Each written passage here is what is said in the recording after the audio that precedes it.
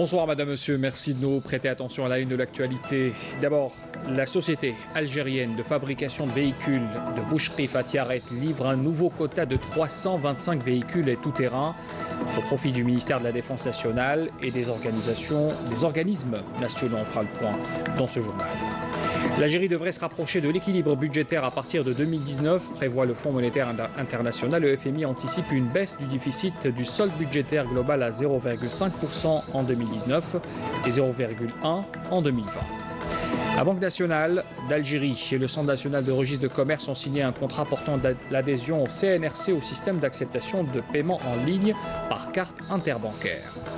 Et puis, dans l'actualité, l'Espagnol Lucas Alcaraz n'est plus le sélectionneur des Verts. La Fédération algérienne de football a décidé ce mardi de se séparer à l'amiable, de cet entraîneur. Reste maintenant à trouver les modalités et la meilleure formule pour une séparation, je le disais donc, à l'amiable. Voilà donc pour les titres, bienvenue à tous. On commence d'abord donc par cette première information. Le chef de la diplomatie algérienne, Abdelkader Messahel, effectuera à compter de demain une tournée dans certaines capitales du Sahel qui le mènera notamment à Nouakchott, N'Djamena, Bamako et à Niamey.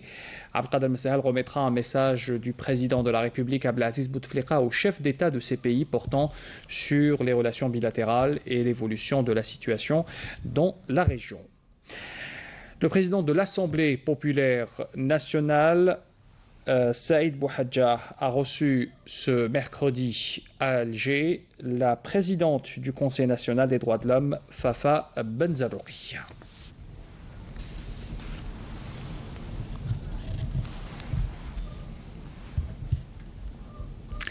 La visite du ministre de l'Intérieur à Gherdaya, Nordin Bedoui, qui a fait beaucoup de déclarations, notamment en ce qui concerne les élections locales de novembre prochain. Il appelle notamment les partis politiques et les candidats à présenter un programme électoral avec des objectifs et des ambitions réalisables. Le ministre assure par ailleurs que l'État et l'administration en particulier doivent toujours être proches et au service des Algériens. Amel Messaïda.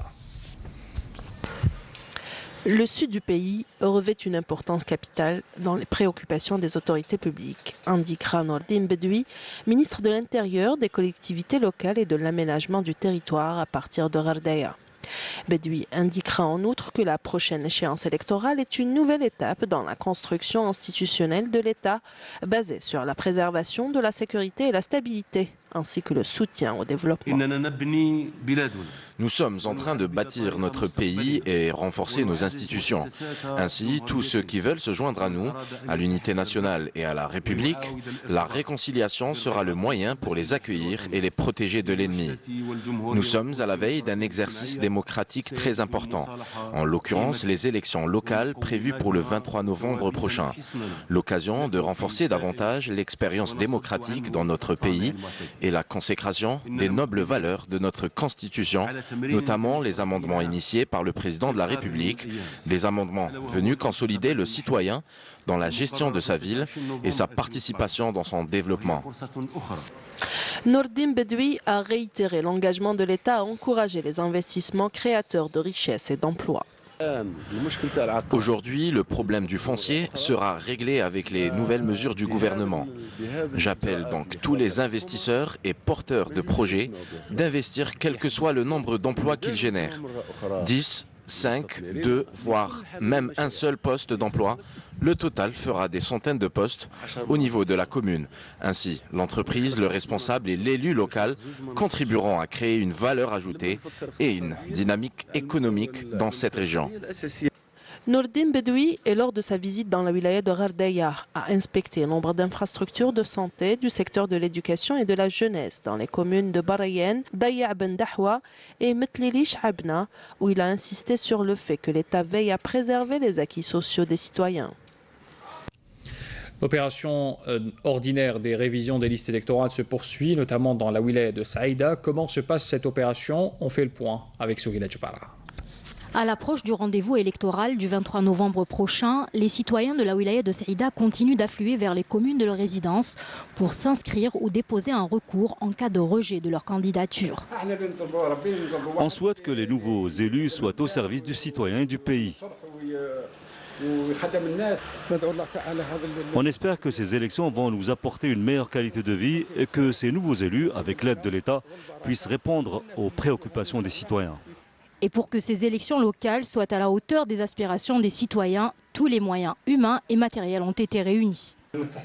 Nous sommes prêts à accueillir ce rendez-vous électoral. Nous avons réuni tous les moyens humains et matériels pour sa réussite. Pour que le jour des élections soit à la hauteur des instructions présidentielles et des valeurs constitutionnelles, on a donc créé une cellule dotée de moyens humains et matériels nécessaires pour le bon déroulement du scrutin. Pour rappel, la révision des listes électorales s'étalera jusqu'à la fin du mois en cours sur l'ensemble du territoire national. Dans l'actualité aussi, les travaux des assemblées annuelles du groupe de la Banque mondiale et du Fonds monétaire international se dérouleront à partir de demain à Washington, aux États-Unis, avec notamment la participation du ministre des Finances, Abdelrahman Rawia. En plus de sa participation au comité de développement de la Banque mondiale et du FMI, Rawia prendra également part à la plénière des assises de ces deux institutions financières, ainsi que les travaux du groupe intergouvernemental des 24, le G24 pour être précis. L'Algérie qui devrait d'ailleurs se rapprocher de l'équilibre budgétaire à partir de 2019, c'est ce que prévoit le Fonds monétaire international. Le FMI, cette organisation qui anticipe une baisse du déficit du solde budgétaire global à 0,5% en 2019 et à 0,1% seulement en 2020. Il faut rappeler qu'en 2015, ce déficit était de l'ordre de moins de 15,3%. Il devrait s'établir cette année, pour 2017, à 3,2% du PIB algérien. On reste avec les finances pour vous parler de cette signature aujourd'hui entre la Banque nationale d'Algérie et le Centre national des registres de commerce d'un contrat portant l'adhésion du CNRC au système d'acceptation de paiement en ligne par carte interbancaire. Amélie Silidira. Un service de paiement en ligne en toute sécurité qui permet désormais aux assujettis porteurs de cartes interbancaires de s'acquitter de leurs redevances via le site internet du Centre national de registre de commerce, Sigilcom, grâce à la signature d'un contrat entre le CNRC et la Banque nationale d'Algérie. Ce partenariat permet aux opérateurs économiques de payer les dividendes du centre à travers le portail électronique mis à leur disposition, Sigilcom, avec la carte interbancaire afin de faciliter les opérations de paiement.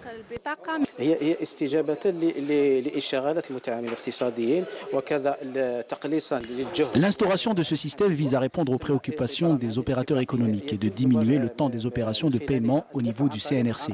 Ce nouveau service permet de payer les frais en un temps record, en toute sécurité et sans avoir à se déplacer. La signature de ce contrat s'inscrit dans la poursuite de la mise en œuvre de la stratégie de la banque visant à promouvoir auprès de la clientèle des moyens de paiement innovants, modernes et sécurisés, leur permettant ainsi l'accès à une gamme de services flexibles et de qualité. C'est l'un des fleurons de l'industrie militaire. La société algérienne de fabrication des véhicules SPA Safav à Boucherif dans la wilaya de Tiaret vient de livrer un nouveau quota de véhicules et de tout-terrain. C'est au profit du ministère de la Défense nationale et des organismes nationaux. Les détails avec Yasmine Chouira. Dans le cadre de la consécration du programme de relance économique initié par son Excellence le Président de la République, chef suprême des forces armées et ministre de la Défense nationale, visant à redynamiser l'industrie nationale et en exécution des instructions du général de corps d'armée, vice-ministre de la Défense nationale, chef d'état-major de l'armée nationale populaire, portant sur le développement du potentiel industriel militaire et plus particulièrement l'industrie mécanique.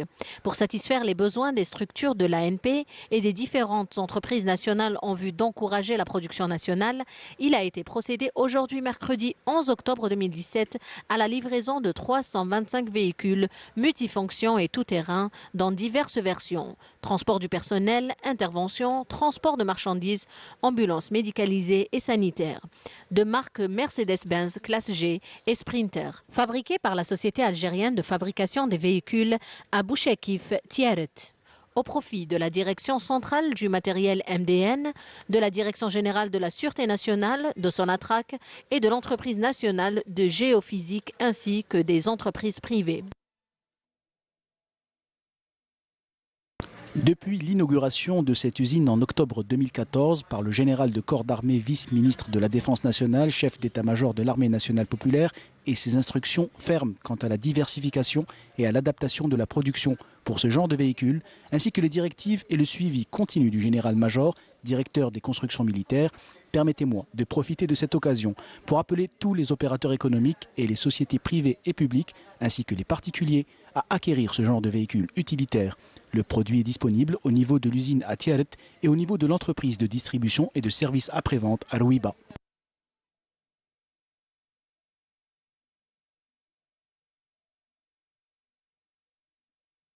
Cette nouvelle livraison dénote une fois de plus de la clairvoyance et la perspicacité du haut commandement de l'armée nationale populaire à faire développer une solide industrie nationale et de défense à travers un produit de haute qualité, selon les normes internationales, ainsi que la création de postes d'emploi permanents tout en assurant une formation qualitative pour atteindre les objectifs escomptés du partenariat entre le ministère de la Défense nationale, le partenaire technologique allemand Daimler et les fonds d'investissement émiratis Abar.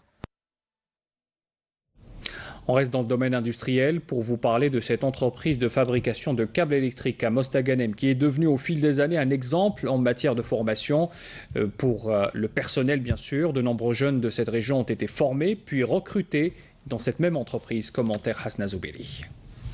Elle emploie plus de 500 salariés. Cette entreprise est spécialisée dans la fabrication de câbles électriques et la première au niveau national. Basée à Mostaganem, elle a pu seulement en quelques années créer de nombreux postes d'emploi pour des jeunes licenciés et ceux issus de la formation professionnelle. Cet investissement 100% algérien nous donne de l'espoir. Cette usine est une chance pour les enfants de Mostaganem pour pouvoir acquérir de l'expérience dans le domaine.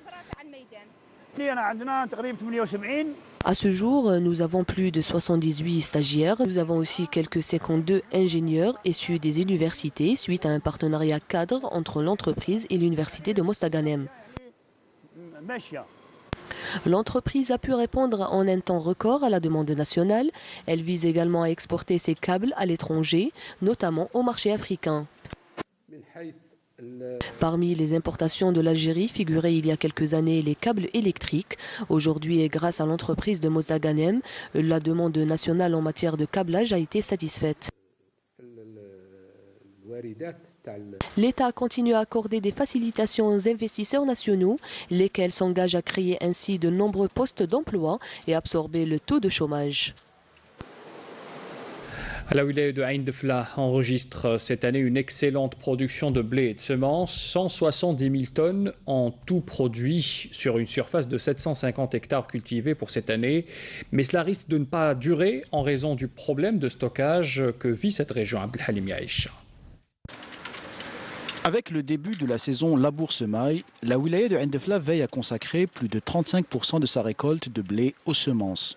La production de semences de blé cette année a atteint les 172 000 quintaux.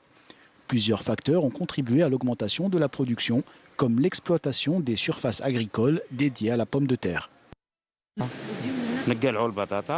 Chaque année, nous travaillons comme ça. Nous enlevons la pomme de terre et nous semons du blé. L'engrais utilisé pour la pomme de terre profite au blé. On n'utilise plus d'engrais. La wilaya enregistre un déficit en matière de stockage par rapport au volume de production. Ici, dans la commune d'Al-Ataf, à une dizaine de kilomètres de l'autoroute Est-Ouest, un silo à grains est en cours de construction, d'une capacité de 200 000 quintaux. Il devrait permettre de couvrir le manque de stockage à hauteur de 50%. Les capacités de stockage de la coopérative de céréales et légumes secs ne dépassent pas les 400 000 quintaux. Dans ce sens, la wilaya de Ain Defla a bénéficié d'un projet de l'OAIC dans le cadre d'un programme national pour augmenter les capacités de stockage. Ce projet est relié au réseau de chemin de fer, ce qui va permettre le transport de la production hors wilaya. En ce qui concerne ce projet de construction de silos, il reste insuffisant. 200 000 quintaux, plus les 400 000 quintaux qui existent, notre objectif est d'atteindre en fait le million de quintaux. Le déficit est donc de 400 000 quintaux. Nous lançons ainsi un appel aux investisseurs qui souhaitent financer ce secteur.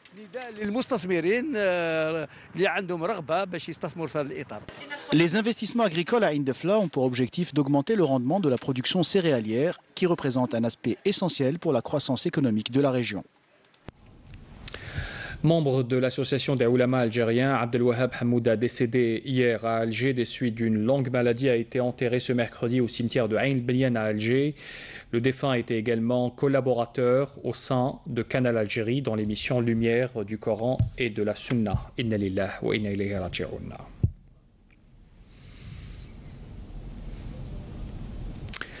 Cette information également à retenir, les 5 dangereux terroristes éliminés, rappelez-vous, à Al-Qsar dans la wilaya de Bjaya le 1er octobre dernier par un détachement de l'armée nationale populaire ont été identifiés. C'est ce qu'indique ce mercredi le ministère de la Défense nationale dans un communiqué. Il s'agit en l'occurrence de G. Youssef alias Aboul Qaqar ayant relié les groupes terroristes en 1993, B. Abdelhamid alias Aboul Hassan ayant rallié les groupes terroristes en 1995, M. Karim, alias Hamza, ayant rallié les groupes terroristes en 2005, et puis Terdouane, alias Abu Ja'far, ayant rallié les groupes terroristes en 2007, et puis enfin R. Mohamed Lamine, alias Abu Darda également.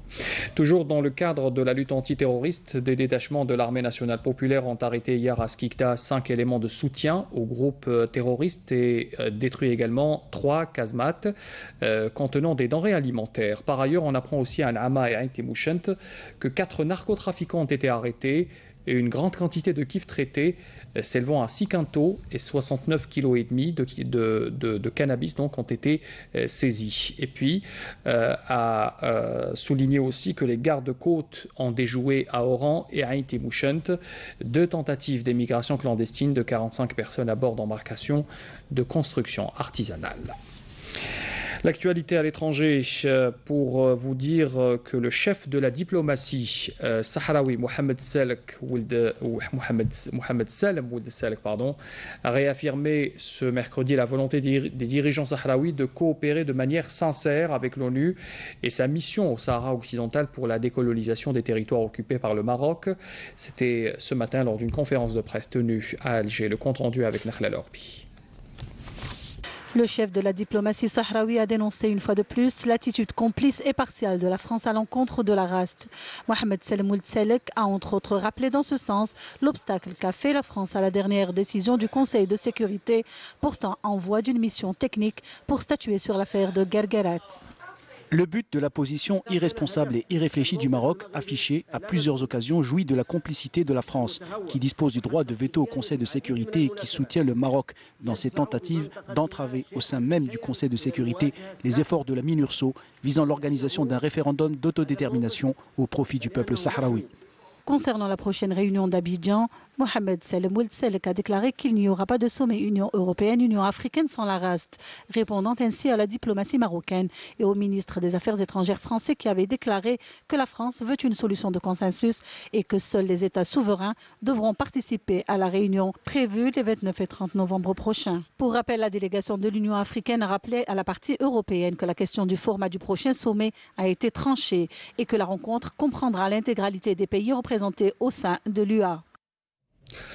Et puis l'information également de ce mercredi, elle concerne l'Espagnol Lucas Alcaraz qui n'est plus désormais sélectionneur des Verts. La Fédération algérienne de football a décidé de se séparer de cet entraîneur. Reste maintenant à trouver les modalités de la meilleure formule pour une séparation à l'amiable. En attendant un nouvel entraîneur, la prochaine sortie officielle des Verts est prévue le 10 novembre prochain contre le Nigeria. Ce sera à Constantine, une rencontre sans enjeu pour les coéquipiers de Sofiane Fourouli qui sont d'ores et déjà éliminés de la compétition. Retenez également que dans l'émission, notre invité, il sera question ce soir du traitement des déchets ménagers dans les communes algériennes. Samia Bachar reçoit Karim Ouamad, directeur général de l'Agence nationale des déchets, émission à suivre juste après le journal de 20h. Voilà, c'est la fin de ce journal. Un rappel des titres avant de vous quitter. La société algérienne de fabrication de véhicules de Boucherie Fatiaret livre un nouveau quota de 325 véhicules et tout-terrain au profit du ministère de la Défense nationale et des organismes nationaux. L'Algérie devrait se rapprocher de l'équilibre budgétaire à partir de 2019, prévoit le Fonds monétaire international. Le FMI anticipe une baisse de déficit au solde budgétaire global à 0,5% en 2019. Il sera de 0,1% en 2020. La Banque nationale d'Algérie et le Centre national de registre de commerce ont signé un contrat portant adhésion du CNRC au système d'acceptation de paiement en ligne par carte interbancaire.